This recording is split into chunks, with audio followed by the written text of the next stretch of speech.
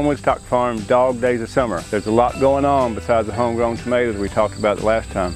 So here we are, we're out in the pasture.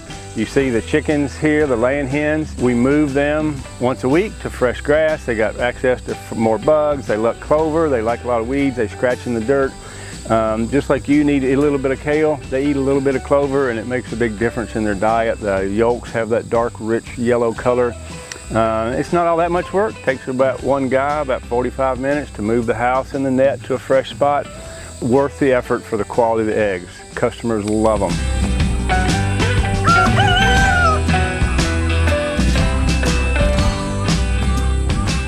You see the sheep in rotation. That house there is their shade house.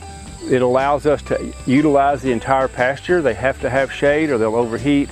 But we were not having a good rotation because there wasn't enough trees on the perimeter. So we love the shade house. It's a 140-year-old steel-wheeled wagon that puts a 2x4 frame on top and some greenhouse floor film on the top.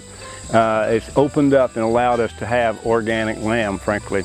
They're always moving to fresh grass. That benefits the grass and it benefits the animal by moving away from their own manure and potential parasite problems. No big deal to move them. You open the net, they walk through the fresh grass, you close the net, move them every 3 days, no big deal. The cattle will come through here periodically.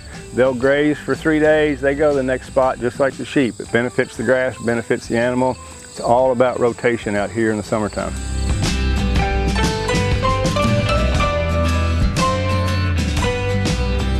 You see the greens beds in the back. To have greens, the kale, and the lettuces in the heat of summer in August like this, it takes a bit of technology and a little bit of forethought. We use sprinkler systems. It cools the lettuces, it cools the soil. Otherwise, you don't have lettuce in August. The netting that you see is an insect barrier. We're not using any pesticides, so we go with the netting to keep all the insects off. Then we also have the baby kale. We can get Mizuna. We can do some bok choy and some others in there. We're working on spinach. I know everybody wants their spinach. It's just really so heat intolerant that we're still trying to figure out how to get spinach year-round like we figured out lettuce. 3 years ago we would have said no lettuce year-round, but now we're figuring it out with the help of other small farmers like us, and we're working on spinach.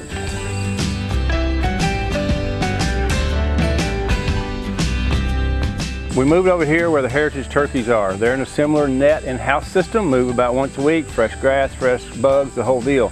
But these birds, the breeding flock that we keep to gather eggs from each spring, these birds were almost extinct or essentially gone away. And we were asked by the Breed Conservancy, would we help preserve these birds? We said, well, we're not in the zoo business, but if you let us eat them, we'll grow lots of them.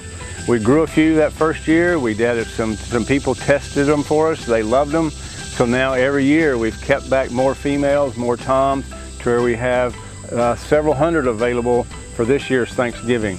They're awesome, they're very charismatic, they communicate in all kinds of ways, so we appreciate all of you all that have tried them and hope the rest of you will too. The dog days of summer are winding to an end. It's going to start at least having some cool nights here. The birds will like it better, the sheep will like it better, the cattle like it better, I'll like it better. So thanks for your support all summer. Look forward to feeding you this fall.